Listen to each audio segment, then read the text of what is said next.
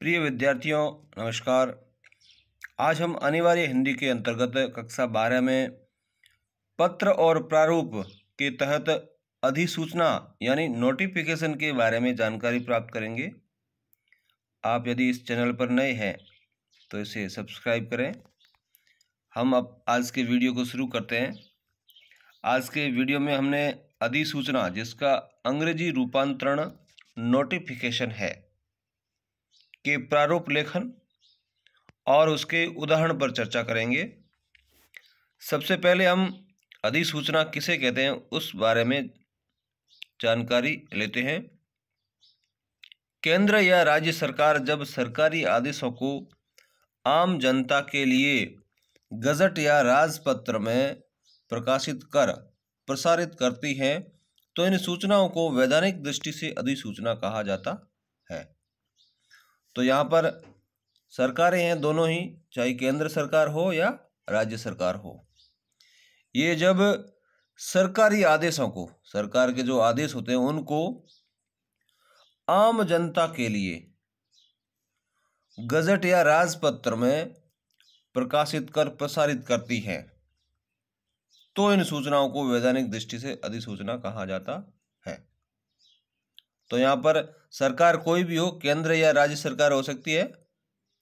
आदेश सरकारी होते हैं, सरकारी नियमों के तहत जारी किए जाते हैं और उन आदेशों का वास्ता आम जनता से होता है। आम जनता को सूचना देने के लिए इनका प्रकाशन सरकार के अपने पत्र में यानी कि गजट में, जिसका हिंदी रूपांतरण राजपत्र है, उसमें इसे प्रकाशित करवाया जाता है और फिर उसे प्रसारित करती है अखबारों के माध्यम से या अन्य माध्यमों से। तो इन सूचनाओं को वैधानिक दृष्टि से अधिसूचना कहा जाता है। तो यह है अधिसूचना की परिभाषा। एक और परिभाषा हम जानते हैं। जब किसी राजपत्रित अधिकारी की नियुक्ति, यहाँ पर ध्यान देने योग्य है, राजपत्रित यानी गजटेड होना चाहिए, उसकी नियुक्ति, पदोन्नति यानी कि उसका प्रमोशन हो रहा हो, या त्यागपत्र यानी कि इस्तीफा दे दिया हो, तथा विविध सरकारी नियमों आदेशों को संबंधित व्यक्तियों या सर्वसाधारण के लिए राजपत्र में प्रकाशित किया जाता है। किसी व्यक्ति विशेष के लिए भी किया जा सकता है और इनका संबंध है वो सर्वसाधारण से होता है, यानी कि उनको सूचना देना आवश्यक होता है और फिर इनका प्रकाशन है वो राजपत्र में किया जाता है, तो इसे अधिसूचना कहते हैं। यानी कि जब किसी राजपत्रित अधिकारी, उसकी नियुक्ति हो रही हो, उसकी पदोन्नति हो रही हो, या त्यागपत्र दे रहा हो, या किसी सरकारी की नियम के तहत उसे कोई आदेश दिया गया हो और फिर उसका प्रकाशन राजपत्र में किया हो, तो उसे अधिसूचना कहते हैं। अधिसूचना किसी व्यक्ति विशेष से संबंधित होती है, किंतु इसका उद्देश्य सामान्य जनता को सूचित करना होता है। तो इसका अभिप्राय यह हुआ कि अधिसूचना किसी व्यक्ति विशेष से संबंधित होती है, यानी कि संबंध तो किसी व्यक्ति विशेष से होता है, किंतु इसका उद्देश्य होता है सामान्य जनता को सूचित करना। उस व्यक्ति से संबंधित जो भी सूचना है उसके बारे में सामान्य जनता, आम जनता को सूचना देना अधिसूचना का उद्देश्य होता है। अधिसूचना के माध्यम से ही सामान्य सूचनाएं राजपत्र में प्रकाशित होकर अधिकृत सूचनाएं बनती हैं। अधिकृत सूचनाएं तब बनती हैं जब वह राजपत्र में प्रकाशित हो जाती है अधिसूचना के माध्यम से या अधिसूचना के रूप में। अधिसूचना की भाषा राजभाषा होती है, जो भी राजभाषा हो उसमें प्रकाशित किया जा सकता है। अधिसूचना अन्य पुरुष शैली में लिखी जाती है, यह भी महत्वपूर्ण तथ्य है। इसकी जो शैली है वो अन्य पुरुष शैली है। आवश्यक होने पर इसे समाचार पत्रों में भी प्रकाशित कराया जाता है।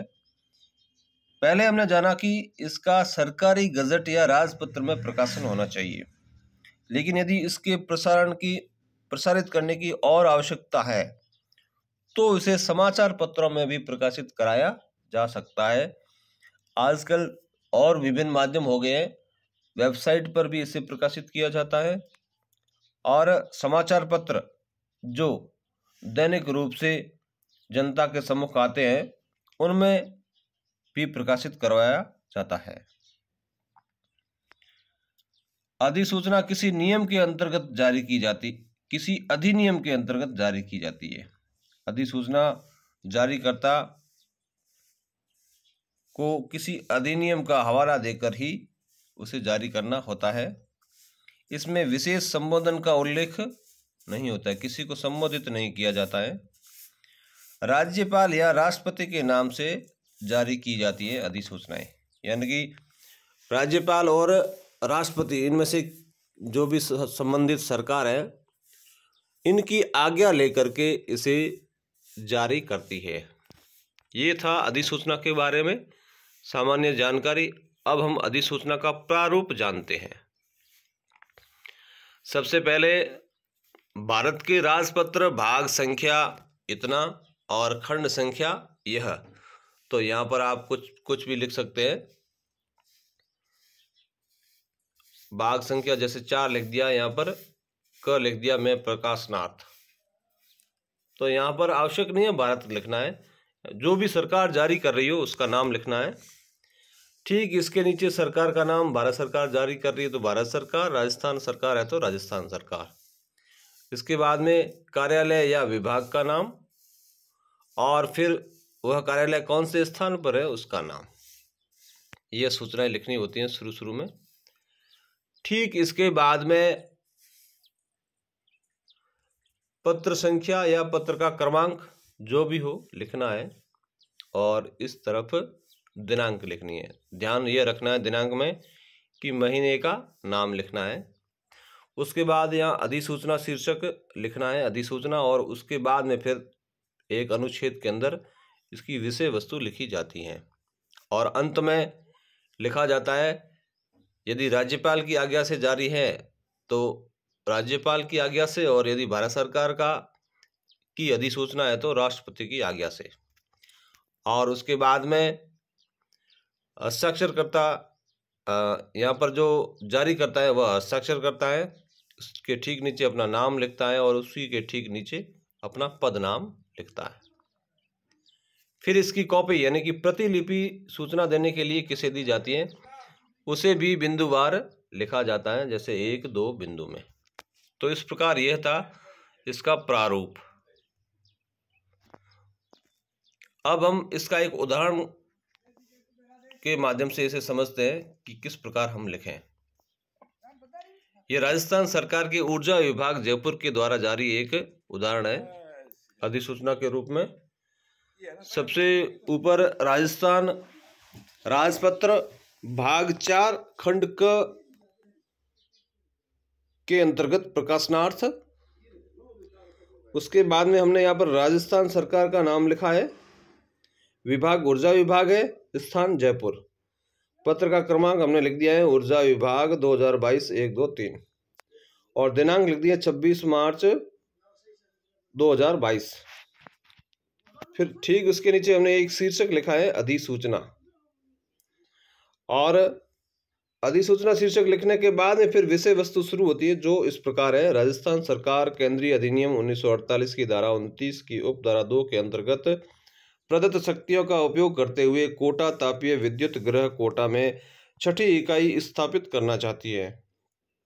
अतः एतत् द्वारा सूचित किया जाता है कि यदि कोई भी इस परियोजना के संबंध में कोई प्रतिवेदन करने का इच्छुक हो तो वह अपना प्रतिवेदन इस अधिसूचना के जारी होने से 2 माह की अवधि के अंदर सचिव राजस्थान राज्य विद्युत वितरण निगम ज्योति नगर जयपुर को प्रेषित कर सकता है। और ये सारी सूचना है वो राज्यपाल की आज्ञा से जारी हो रही है। और ठीक इसके नीचे जारीकर्ता का हस्ताक्षर होगा और उसके नीचे नाम होगा, जैसे मैंने यहाँ उदाहरण के रूप में लिख दिया है डॉक्टर रविंद्र गोस्वामी IAS अधिकारी है, और उप शासन सचिव पदनाम लिख दिया और विभाग का नाम लिख दिया ऊर्जा विभाग। प्रतिलिपि सूचनार्थ हमने दिया है सचिव राजस्थान राज्य विद्युत वितरण निगम जयपुर को, और दूसरा दे रखा है अधीक्षक राजकीय मुद्रणालय जयपुर के नाम। तो इस तरह से हम एक उदाहरण के माध्यम से समझ गए हैं कि हमें अधिसूचना किस प्रकार लिखनी है। तो ये रहा इसका उदाहरण। आपको अधिसूचना के बारे में मैंने प्रयास किया है कि अच्छी तरह से समझाया जाए। आपको यह वीडियो कैसा लगा कमेंट में बताएं। इसे लाइक करें, शेयर करें और इस चैनल को सब्सक्राइब करें। धन्यवाद। फिर मिलते हैं एक नए वीडियो में नए विषय के साथ में। जय हिंद।